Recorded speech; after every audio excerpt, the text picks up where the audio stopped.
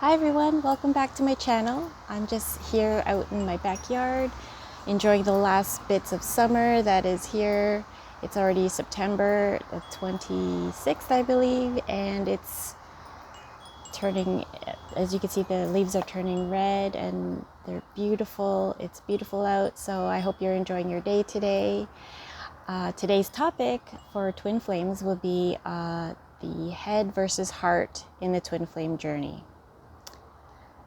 So I've been thinking about this topic a lot because it's been coming up a lot for me, because I've just been battling between listening to my head or my heart regarding my twin flame journey.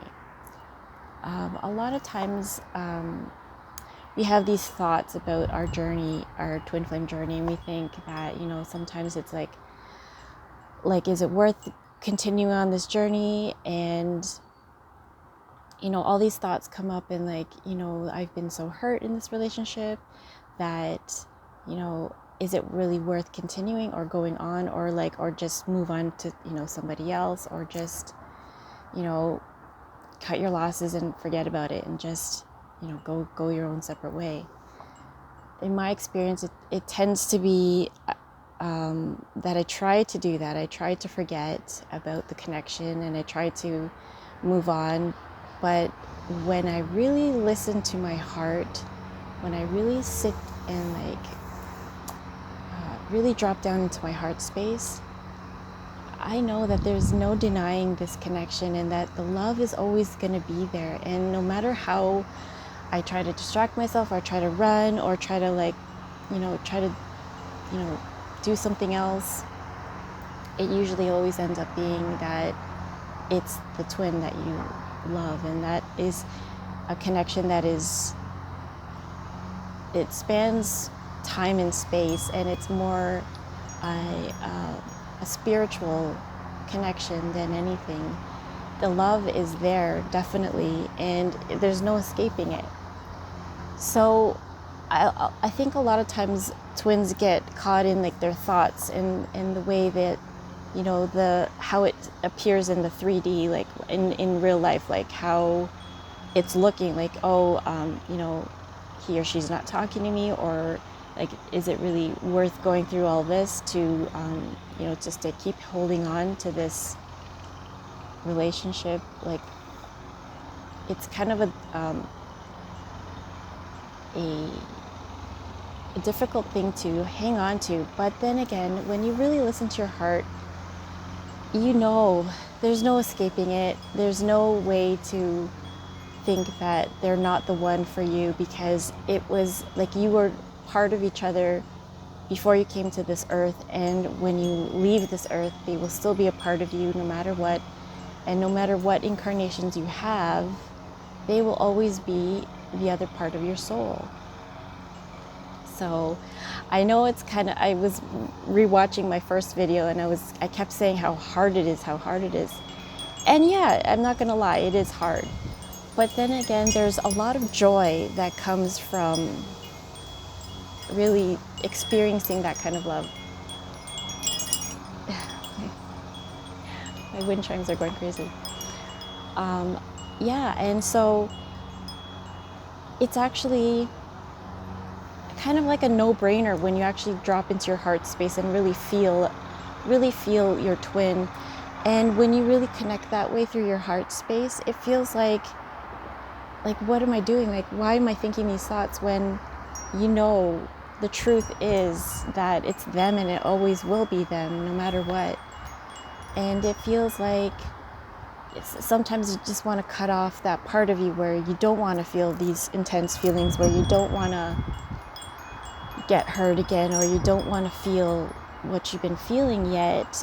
Really, these are all the things that really tell you that this is a true and spiritual connection, and that no matter how you try to deny it, it's still going to be there. And like you're stuck with it, but that's kind of a bad way of saying it. But essentially, that kind of love is, what dreams are made of, what romance movies are made of, like that kind of you know, love is so profound and incredibly rewarding and just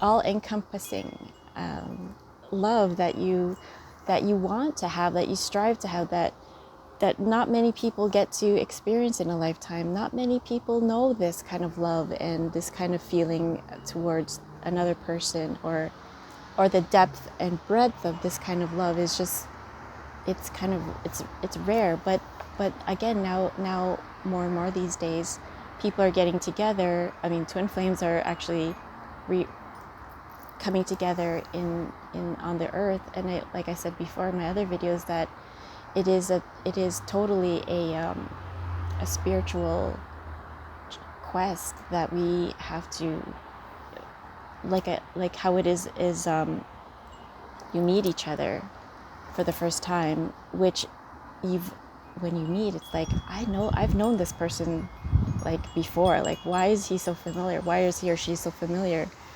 And it goes beyond, you know, just an ordinary connection. It's just like deeper and more profound and more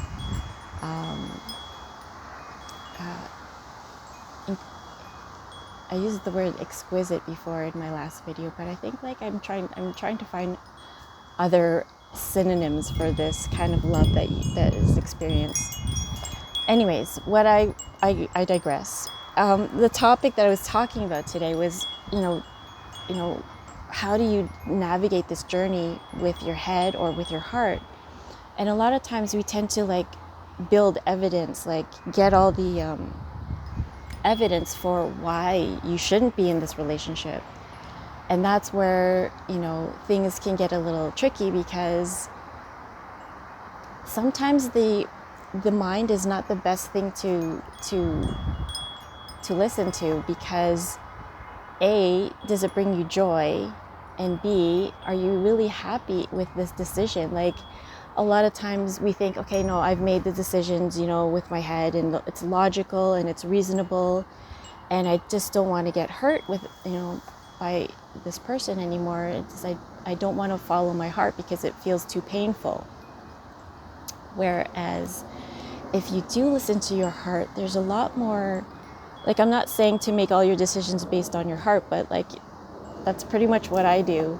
And I know it might not be what works for everybody else, but when you really listen to what's really true for you in your heart, it's like, that's your truth. And when it brings you joy, and when it really brings you happiness, and like, you know, you're all your walls are down, and you're going with your heart, it feels like that you could do anything. You can conquer the world.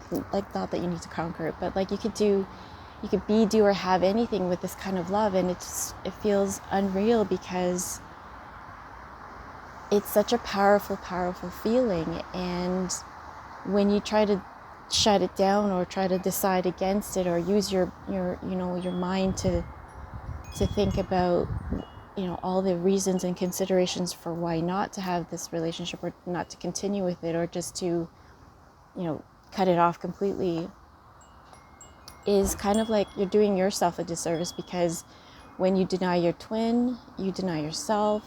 When you cut off your twin, you cut off yourself. It's like, what you do to your twin, you're just doing to yourself, because essentially you are one soul, you are one person. So why would you want to hurt yourself? And it feels like, you know, it's easier to put the blame on someone else other than yourself. But really, it's about looking at, where can I improve my life? Where can I be better? Where can I actually make a difference in the world, or to somebody else?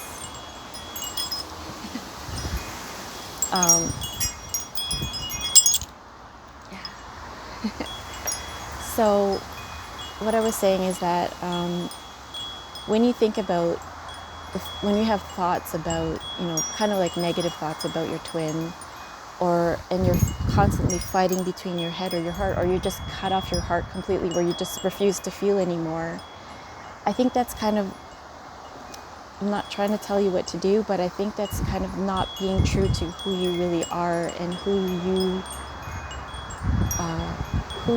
what your heart is saying that is true to you. And when you really feel with your heart, like if you just drop into your heart space and feel your connection, like there's just this overwhelming sense of love and just gratitude for this person in your life, even though you might not be speaking to each other or there's no communication.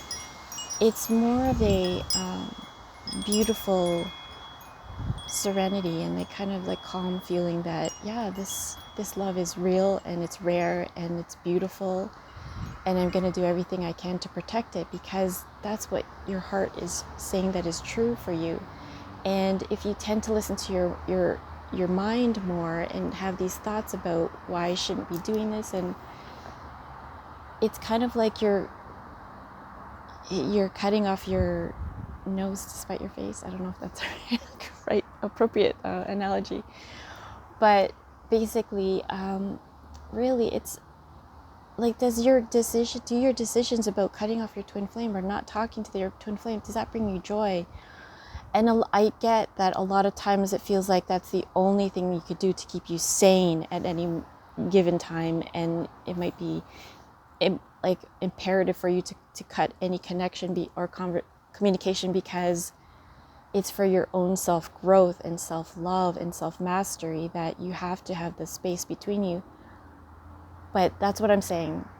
There are times that you have to cut off connection, because or else you won't grow with that person in your life. Sometimes you have to cut it. But the thing is, if you're in a space where you're deciding whether or not to come back or move forward, or what you want to listen to, is it your head that you want to listen to, or your heart? But really, are you really happy with your decision that you made? And you might be somewhat sane, but isn't that where the juice is, the life, the passion, the energy, where when you listen to your heart and follow your heart, and don't discount what your heart is feeling. And because when you don't believe in what it's trying to tell you, you're kind of cutting off yourself. You're not being true to what's true to you deep in your soul, deep in your heart.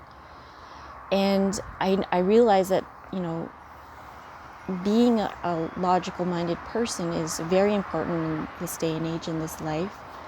But what I'm also trying to emphasize is that listening to your heart is not the worst thing in the world. And usually your heart will tell you what makes you happy.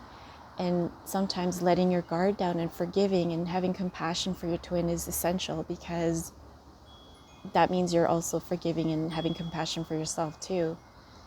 And like I said, self-love is so important, and the recognition that, we're doing the best that we can at any given moment, and that so is our twin.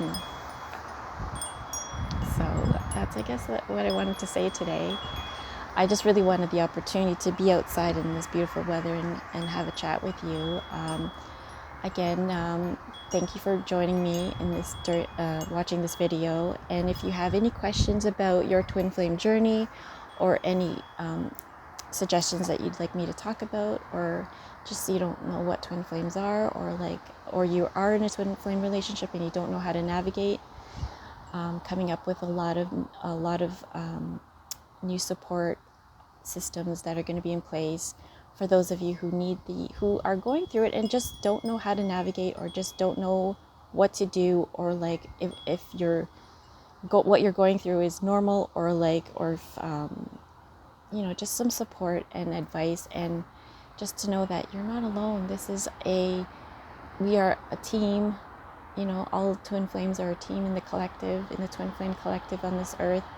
We are doing our best to bring love and light to the world, and healing our twin flame, healing our inner child wounds by being brought up to us by our twin flame, is really helping the planet. Because once we are, self-actualized and have self-love and really forgiven, and nothing really triggers us, we can really go about doing our purpose on this planet, which is anchoring the light in through our twin flame union on the planet. So I hope that this video helped you in some way. Please don't forget to like and subscribe and share with a friend if you think that they would like to hear about this video. Thanks again for being here. I want to send you all so much love, peace, and bright blessings on your journey. Thank you. Bye.